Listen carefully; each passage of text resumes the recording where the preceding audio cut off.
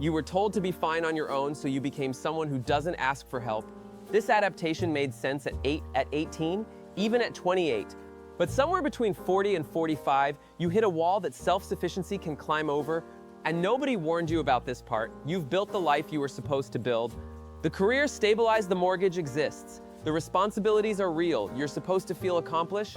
Instead, you're looking at the architecture of your own life like you're seeing it for the first time, and you're asking a question that feels dangerous. Is this what I actually wanted, or what I learned to want? This question doesn't arrive as a crisis. Not at first. It arrives as quiet exhaustion that sleep doesn't fix. It arrives as moments where you catch yourself performing your own life instead of living it. And it's uniquely Gen X because it hits you after you've already proved you could do it alone. What happens in the 40s is a shift nobody talks about in your 30s. Your 20s and 30s were momentum. Your 20s and 30s were about proving something, about building the structure, operating under a specific code. Keep moving. Figure it out. Don't burden other people with your problems. This wasn't a moral choice you made consciously. It was the inheritance of being a latchkey generation, of being told by circumstances and culture that self-reliance was required. In your 40s, the body and the mind start keeping different time, the same strategies that made you successful. Pushing harder, working longer, internalizing stress, moving forward without processing these start to have a physical and emotional cost. You notice you're tired in a way that isn't fixed by a vacation. You notice achievements should feel good but feel hollow. You notice that relationships are thinner than they should be, and you can quite figure out why, except that you've never been good at letting people know you need them. This is the hidden contract of Gen X psychology. You were raised in a specific cultural moment where independence wasn't encouraged. It was expected. Your parents, many of them, were figuring things out. They didn't have the bandwidth to hover, so you learned early that your emotions were your own responsibility. You learned that asking for help was a burden. You learned that emotional self-sufficiency was the same as strength. And you internalized this so deeply that by the time you were 30, you didn't even realize you were doing it. It was just who you were, the household you came from. Even if financially stable, had a particular emotional temperature. There was distance, there was the understanding that you'd figure your own problems out. Your parents might have loved you deeply, but they showed it by expecting you to survive on your own, to be the kid who could come home to an empty house. There was a weird pride in that independence, a sense that being okay alone was being okay, period.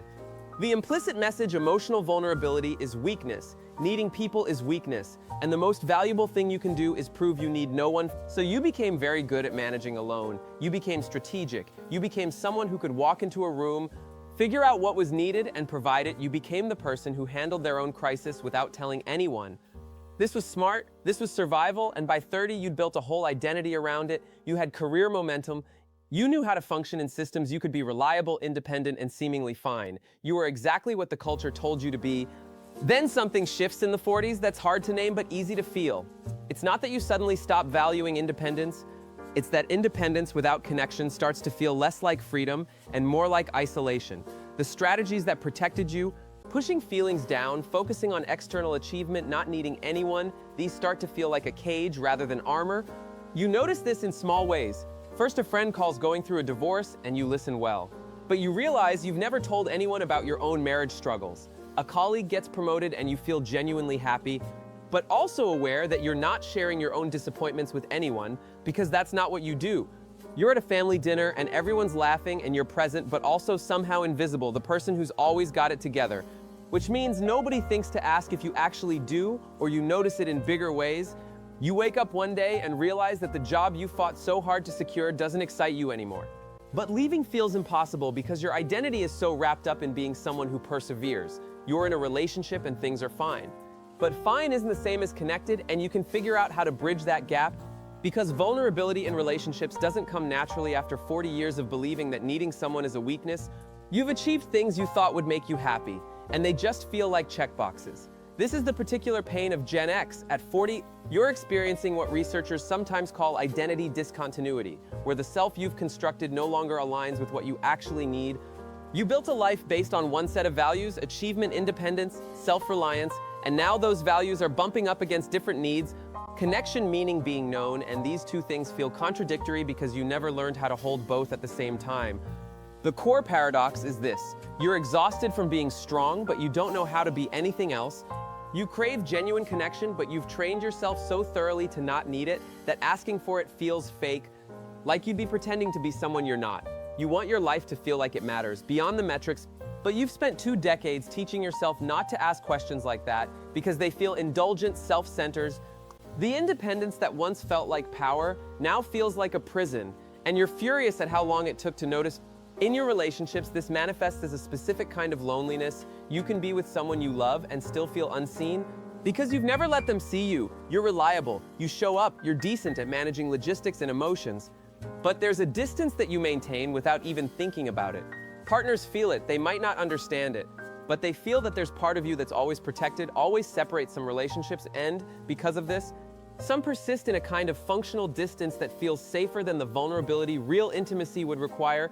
In work, this paradox becomes the burnout problem nobody's talking about in Gen X circles. You're successful, which means you have seniority, which means you have responsibility, which means you're managing not just your own work, but other people's expectation. But you've built an identity around being the person who handles it, so you don't say no, you don't delegate effectively, because that would require trusting others. You don't admit when you're overwhelmed, because that would be admitting weakness.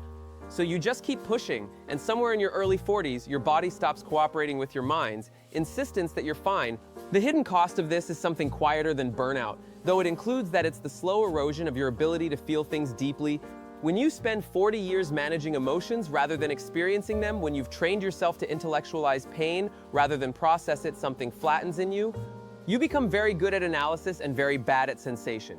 You can explain why something bothers you better than you can feel the bothering.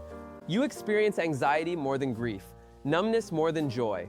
Life becomes a problem to solve rather than an experience to inhabit. This is what happens when independence isn't balanced with connection. You become excellent at doing but diminished at being. You can accomplish remarkable things and still feel empty. You can have achievements and accolades and still wonder if any of it means anything. And in your 40s, when the momentum of building slows down and you have to actually look at what you've built, and whether it was worth the cost, this flattening becomes impossible to ignore. There's also a specific grief that Gen X moves into, and it's partly because nobody told you that your 20s and 30s wouldn't last forever. There's a shock to it. You were supposed to have more time. You were supposed to eventually relax into success, but relaxing into success requires the ability to enjoy things, and you've never really learned how you built the life you thought you wanted, and now you're looking at it and realizing that you don't know how to want anything anymore. You want rest, but rest feels guilty. You want joy, but joy feels unearned. You want meaning, but meaning is something you've been taught is soft and self-indulgent. The beginning of Gen X recovery in the 40s is this understanding that the independence you learned as a child was an adaptation to specific circumstances, not a permanent truth about who you are. You didn't become independent because you're fundamentally strong. You became independent because you had to, and you're still being that child, still protecting yourself against the possibility that needing someone could hurt you, still performing fine because that's what kept you safe. But you're not 8 anymore. The world isn't asking you to survive alone. Your nervous system doesn't need to be in protection mode. And the people around you, the ones who love you, they're not going to abandon you if you admit that you're tired. They're not going to see you as weak if you ask for help. Most of them are waiting for permission to be real with you, and that permission has to come from you first. This realization doesn't fix anything immediately, but it does something more important. It separates who you've become from who you had to become. It lets you see that the self-sufficiency was intelligent and necessary and also incomplete. It lets you grieve the intimacy you might have had if you'd known how to ask for it. It lets you understand that connection isn't weakness. It's the part of being human that you've been rationing your whole life. The 40s are when Gen X gets a second chance, not at being young again, not at undoing the past, but at building a different relationship with themselves and other people, at learning that vulnerability is the opposite of strength. It's what happens when strength becomes flexible enough to bend, at understanding that the life worth living is the one you manage alone, but the one you actually share. If this lands for you, subscribe. There's more about how the people who raised us made us who we are, and what happens when we finally get to choose differently.